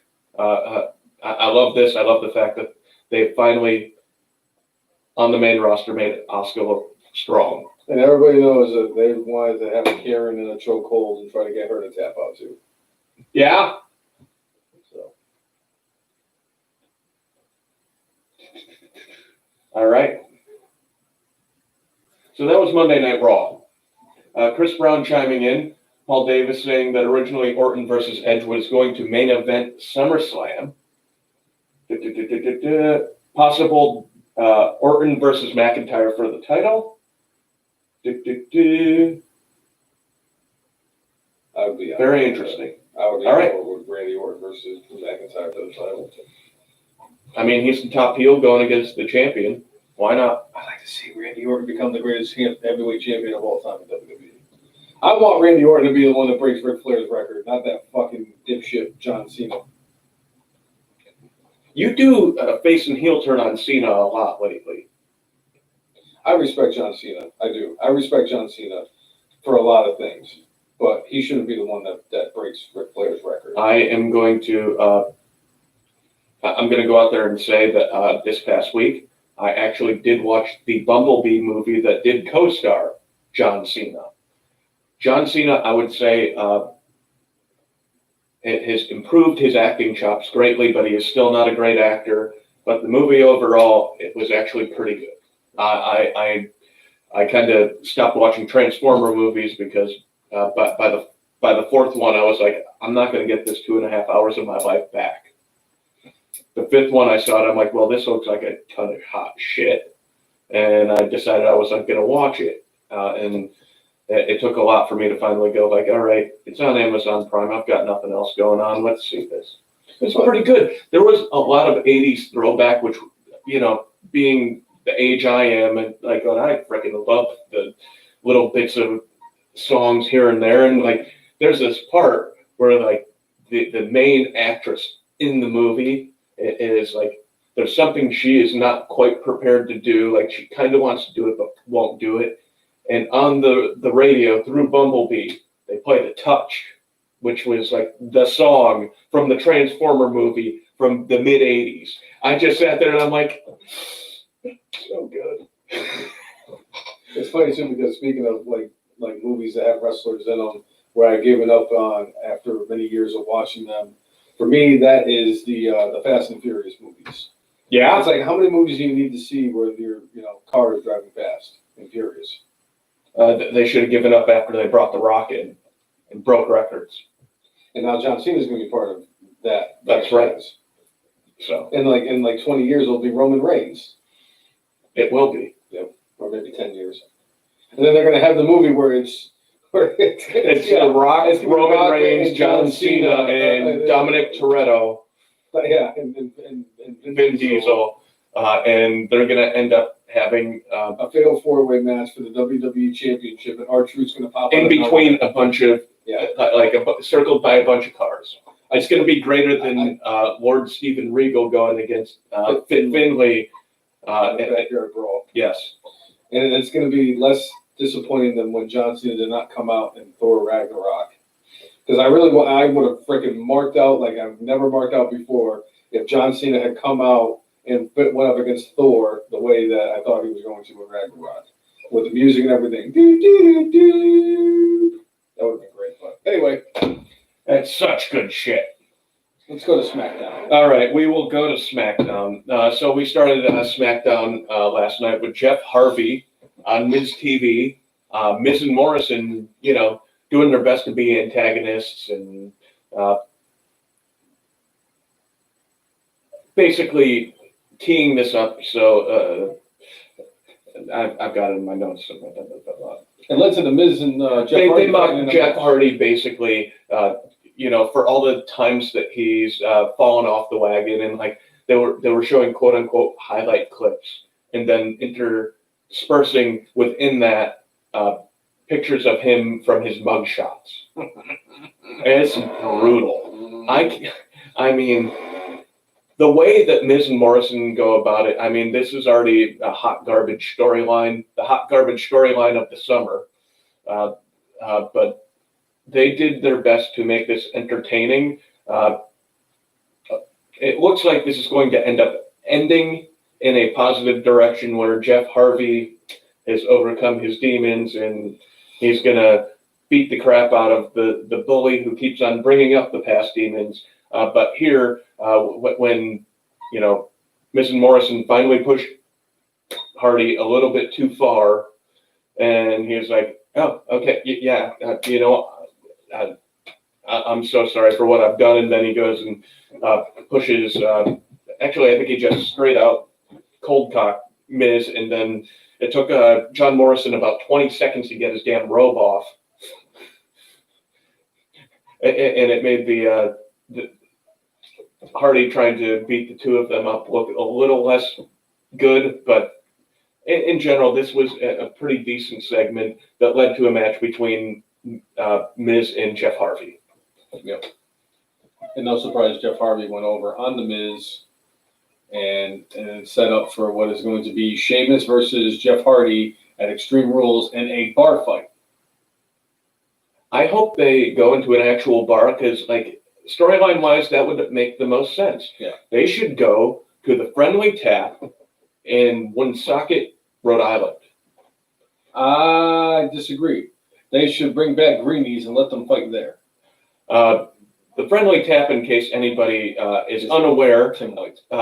used to be owned by former referee Tim White from WWE, and a lot of skits back in the day were shot there. A lot of it was the Tim White possible suicide skits with Josh Matthews. Mm-hmm.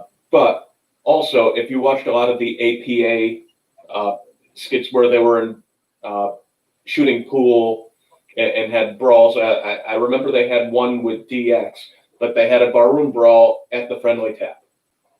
Question. Was that the same bar that the Motor City Madman shoved JBL in front of Paul Heyman? I'm going to say no because that was WCW. But you never know. But I did go to the Friendly Tap once. It was an interesting place. They had a lot of really cool memorabilia, that was part of Tim White's personal collection. Like, he was Andre the Giant's handler. Yes, he was. And he had a lot of great candids with Andre in there. And when he sold the place, apparently part of the deal was he was going to leave at least some of the memorabilia on the wall. Mm-hmm. So cool little thing. So, but that's where I would like the match to be held. But it's going to be in Florida. Greenies. But the Greenie's not there. So just build Greenies again for that and then blow it up again. You can't even put it in the Thirsty Camel because the Thirsty Camel burned down. Sad. Very sad. So I guess that should be an interesting match. Barroom brawl. And back in the day, when I would go to Top Rope Promotions, they had shows in a bunch of different places. I've seen them in Elks Lodges. I've seen them in what the hell do you call it? There was a PAL, Police Athletic League place that they had it. I saw them at fairs. Top Rope Promotions? Top Rope Promotions. I saw big time wrestling at a football field in West. So anyway, to get to the end of my story here is I saw them in a bar once. And there were these guys called the Whaling City Wrecking Machine.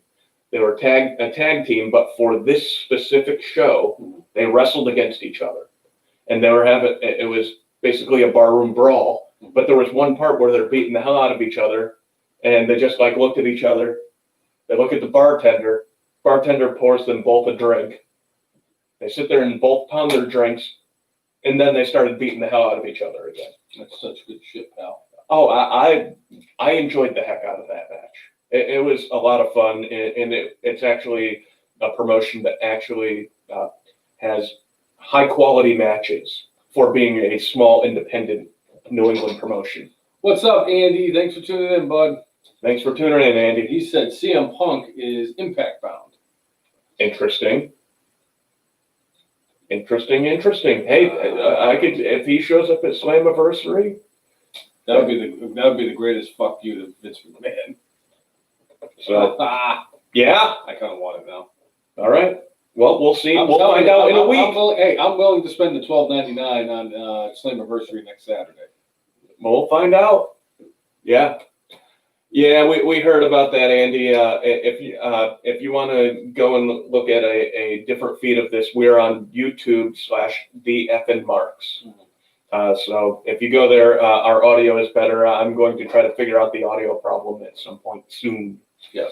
But I can't do it now during the show. So, all right. So, all right. So then we had Bayley and Sasha going against Nikki Cross and Alexa Bliss. Now, I know there are a lot of women tag teams, and we've been kind of seeing this a lot. Yes, Andy, yes. Fuck Vince McMahon. He's an asshole. He deserves coronavirus. Yeah? Sorry. All right, so the women's tag team champions go over in this match using nefarious tactics. As heels should do. Because Bayley used the ropes for leverage to pin Nikki Cross. Mm-hmm. So I don't know if this knocks Cross and Bliss out of the title picture for a long time, but if not, I don't know who's next. Yeah, the Kabuki Warriors. If they don't, I don't know. I mean, If Kairi Sane continues wrestling, like she wrestled this week on Raw, but I mean, to be fair, what they could do is, Iconics.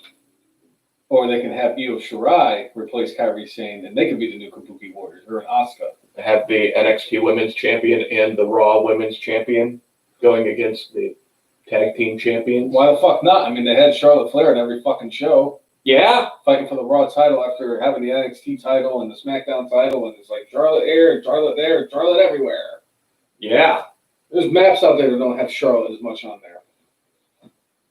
Yeah. Yeah? The Queen City. All right. So then what I would say might be the second worst decision WWE made this week. I would say it can't be the second worst decision WWE has ever made because there was a karaoke contest on SmackDown. See, I actually enjoyed the karaoke contest because it was different. I enjoy karaoke contests when there's a real crowd. Fair enough. But Lacey Evans should have won that last night, by the way. I enjoyed, I guess, Tamina doing Triple H's theme and them saying, "Yeah, you suck. You need to stop." Yeah. So. I also like Dana Brooks singing the Honky Tonk Man song. The music choices were fine. It was like karaoke contest. You kidding me? You kidding me, bro? Are you serious, bro? I actually enjoyed it. I know there was no fans there, but you know what? It was better than what they could have done. I thought Dana Brooke did very well with that, and I thought that Lacey Evans was the best of all of them. And they went with Naomi to win the karaoke contest, which led to, I believe, Naomi going up against... Lacey Evans was not very enthusiastic about losing in... there were some hard feelings, and this might be a Lacey Evans... Well, probably is a Lacey Evans heel turn, which is fine. You know, it looked like they were going to go with her to put the title on her as a face. For whatever reason, they decided not to, and she's kind of stalled, and not even stalled. I'd say that she's moved back since that point, and you know what? She needs a fresh start. So why not give her a chance to be a heel?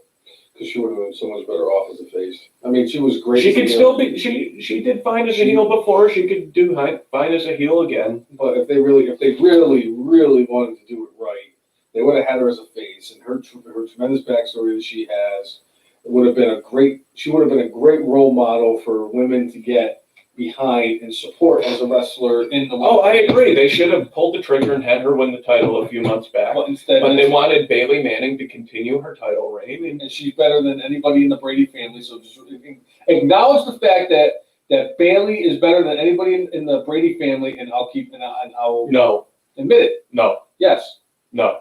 Because Bayley would erroneous. Bayley would beat Tom Brady too, just like her brothers did. Right. Especially her older brother Eli, who beat him twice. Her older brother Peyton did not have a lot of success against Tom Brady. Yes, but Tom Brady had 18 wins and one giant loss next to Eli. Right. Anyway, let's get off of football because that might not happen this year. All right. I like it. I like it. That's well played. Unlike football this year. All right. So Evans and Naomi ended in a no contest. Mm-hmm. You get a little fired up about stuff and things happen. So this is going to continue. By the way, we also got to see Jey Uso. He was the MC of this event. So good for him. I think his brother's still recovering from something. Surgery. So I want to say it was ACL surgery. I believe you're correct. So it's good to see Uso on TV. And it's not Naomi. Well, I mean, if you want to talk about somebody who he and Jeff Hardy should be in a barroom brawl. Is that insensitive? Yes, it is. I thought the one that was actually out with the injury is the one that had the drinking problem. I think they both do. I think Jimmy's the one that has the bigger problem, though. Possibly. It doesn't matter. You can't really. Never mind. Right. It should be Sheamus because Sheamus can drink. Well, Sheamus is in the barroom brawl. I know, but it should be Sheamus. All right. I want to see, and I'm going to be tremendously disappointed if Sheamus doesn't A, down at least 4 Guinnesses, or B, do an Irish car bomb. Okay. Or both. And try to feed it to Jeff Hardy. No, he's got to do it himself. No, but he's going to try to feed one to Jeff Hardy. I would be afraid to see what would happen if Sheamus did an Irish car bomb because he probably can handle it. But anyway, moving along. All right, so the last match of the night was the New Day going against Cesaro and Nakamura. And I'm pretty sure this match was actually for the titles because I think they won that opportunity like a week or two ago. But the match never got started because they just started beating the shit out of each other before the bell rang, which led to a no decision. And Cesaro and I almost said Sheamus. Wow. Cesaro and Nakamura put the New Day through a table, which I think is going to set up for Extreme Rules in a tables match for the tag team titles. I'm fucking shocked. I mean, at least they didn't like hit him into the stairs and set up a stairs match for Extreme Rules. Stairs match. You know, you're the only person who actually still brings up the stairs match. I bring up the stairs match just because I want to remind people of the crappiness that was that. Just like I bring up Clash 13 all the time. I want to remind people like it's so bad now to me. Like I want to go back and watch that match just to see how craptastic it is. I know it was terrible because we had Captain Wedgie against the Big Slow, and they crapped all over themselves. Like they're going, yeah, let's hit each other with stairs. Like that's still one thing with the WWE rulebook I don't quite understand. You can hit them into the stairs. And throw them into the ring post, by the way, outside of the ring. But you can't use the stairs as a weapon in any other capacity. Right. It just doesn't make sense. They've stopped doing the thing where the closed fist is like an illegal maneuver. It's like Big Slow used that as his ending move. Technically an illegal move. Hogan used it all the time, but he was a heel. Right. He was like a Homelander. Right. Yeah, exactly. So, but that was SmackDown, and obviously we're setting up for this tables match at Extreme Rules next week. But next week we will discuss our predictions for Extreme Rules and possibly even Impact. We'll talk about Slammiversary. Yep. So, and if we get a chance and we get a chance to view Wrestle Kingdom, maybe Dominion, we'll chat that up too. But Let's see if Jesse Barner will let us allow us to his 5,000th month of not watching New Japan Pro Wrestling, but getting charged 999 yen from our good friends at Amazon. All right. So that's that. All right. There was one thing I did want to bring up before. What do you want to bring up? One of my favorite parts of the podcast. All right. So there's a rumor going around that after SummerSlam, WWE is planning on doing their second ever Revolution pay-per-view, where they have the whole pay-per-view dedicated to the entire women's division. And the word going around is that the big surprise for the Women's Evolution pay-per-view is going to be Tessa Blanchard, and that they're actually expecting to sign her and have her ready to go for that. I don't know what it is where this is now, I think, the third consecutive week where I just can't wait to talk about Tessa Blanchard. I don't know why. I haven't figured it out yet. Okay, well. Because I think she's a tremendous worker. I think that she would make a lot of money for Vince McMahon. But I think that, like you said, she has a lot of baggage to her. But at the end of the day, Vince McMahon only cares about one thing: money. Yeah. So I think that's not the craziest thing I've heard. I'm curious to see where they have Tessa Blanchard do in a situation like that. But Chris Brown wants Tessa to come out and beat up Nia Jax. I would fucking shit my pants. She would win my markout moment of the year. If that would surpass Edge? Yes, it would. Interesting. Especially if she ends Nia Jax's career. I'm Savella Rose. Right. But or comes out on AEW and ends Nyla Rose's career. I mean, obviously, I would love to see them do another Women's Evolution pay-per-view. They did a very good job with that. I watched it. I thought that was great. Give the women their opportunity to have a pay-per-view all to themselves. And I love the fact that they had a battle royal in there and all the women who were competing on the pay-per-view with their significant others, like Maria, when Mike Bennett was sitting at ringside with their daughter watching her compete. I love shit like that. And I think because of the success of the last one, we'll probably get a second one. And I think we're going to get matches. Like, I know Alexa Bliss wants to fight Trish Stratus. I wouldn't be surprised if Trish Stratus was in that. I wouldn't be surprised if Mickie James came back at that pay-per-view as well. Yep. So have a match against Asuka. Yeah. Two goats. Yes. So. All right. Is it time for the good, the bad, and the brainless? Well, I think so. So what is your good for this week? I'm going with, there was a lot of good this week. I'm going with Keith Lee. God damn it. Winning the title. I mean, it's obvious. Like, as much as, like, part of me was kind of like going, I really love the new design of the U.S. title. But, like, if you're talking about a moment where you're like, going, yeah. Keith Lee winning the NXT title, good for him. That dude's been working his tail off. And when he first started in NXT, it took him a little while to get his momentum. It's like, who's this Keith Lee dude? And they kept on doing different things with him. And it's like nothing caught fire. And then all of a sudden, like a year and a half ago, him and Dominik Dijakovic have a match. They had many matches on the indie scene.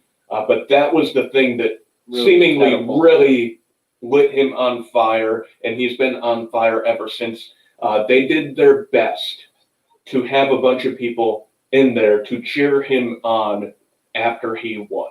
I love this moment. I love the match. I love everything about the storytelling that went on here. So good on this. Good on everything there. I'm going to go with the, I'm kind of going to use what Jay said. I'm going to go with the two main events from this past Wednesday. Yes, Adam Cole and Keith Lee had a tremendous main event. They put on one hell of a fight, and I am very happy for Keith Lee, well deserving of being the NXT champion. And I think that his reign could be limitless. See what I did there? I see what you did there. That was fantastic. But I will also say that Orange Cassidy and Chris Jericho also delivered in the main event of Fyter Fest this past Wednesday. I would say all four of those guys are well deserving of being my good for this week because they all deserve to be in the good for being good this week. Yeah. Let me see if I can keep saying good. Good. You're saying good as almost as much as you say go. No, nothing. I say more than go. Right. So what's your bad for this week? I'm going with the karaoke segment. I did not like it. I know you said you enjoyed it. I enjoyed Tamina shouting Triple H's theme song, but in general, whenever they have dance-offs and whenever they have, even with the crowd there, I'm not the biggest fan of them. Yeah, it's something a little bit different, but they're professional wrestlers, damn it. Right. Let them wrestle. That's not good shit, pal. But I thought it was good shit, pal. anyway, So that's my bad for this week. My bad for this week is the fact that Ric Flair came out and did an interview and said that he feels safe being at the Performance Center. That is the dumbest shit I've ever heard in my entire life. How do you feel safe in a area that has had numerous, I think a few dozen at this point. it was definitely somewhere between the 30 and 40 range of positive tests for coronavirus. Ric Flair, I don't think I need to say it, but I'm going to say it, is 71 years old.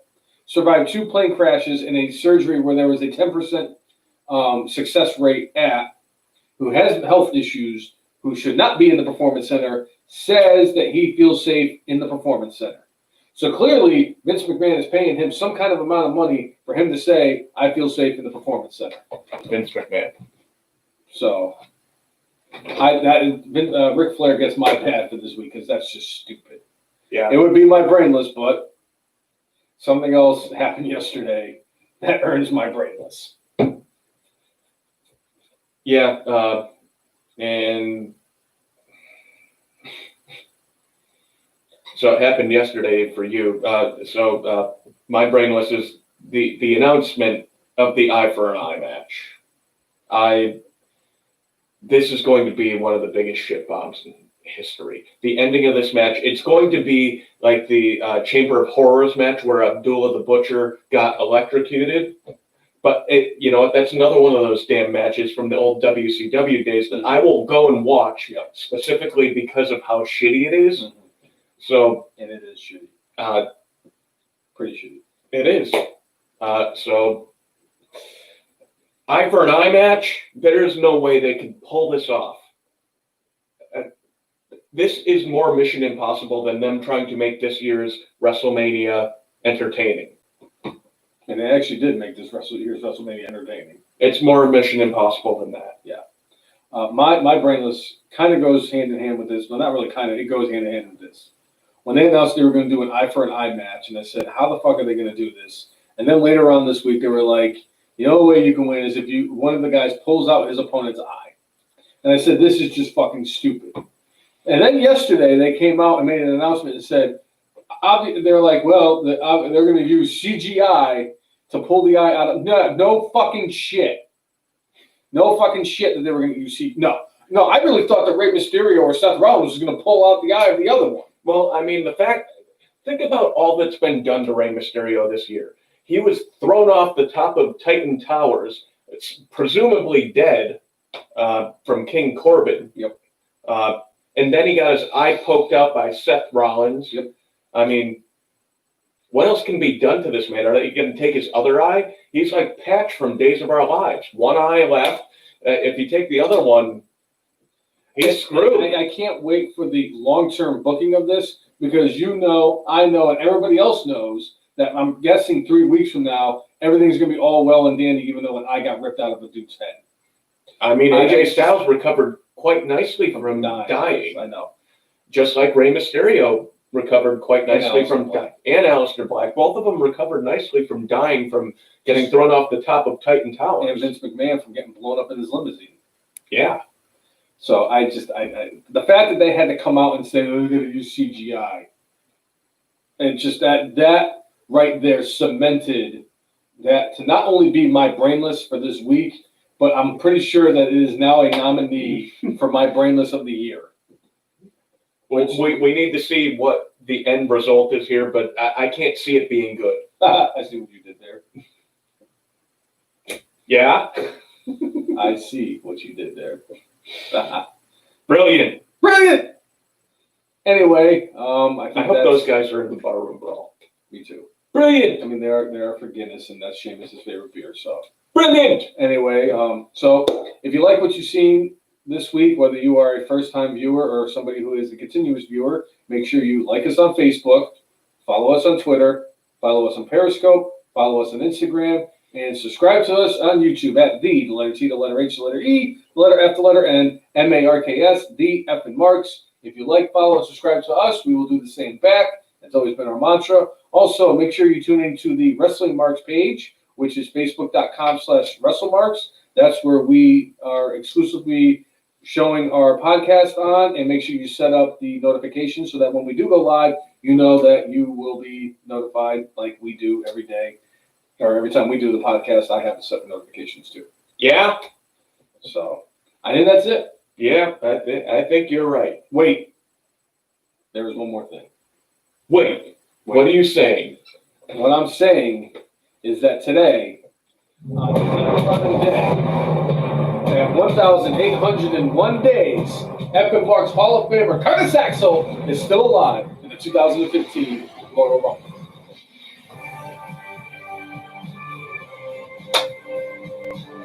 Such good shit, pal. Yeah. All right. So, for episode 182 of the FM Marks podcast, I'm Jay. and I am the brainless one, make sure you mark out. With your guac out. See you, everybody. Have a good week. Thanks for tuning in. Oh, not gonna.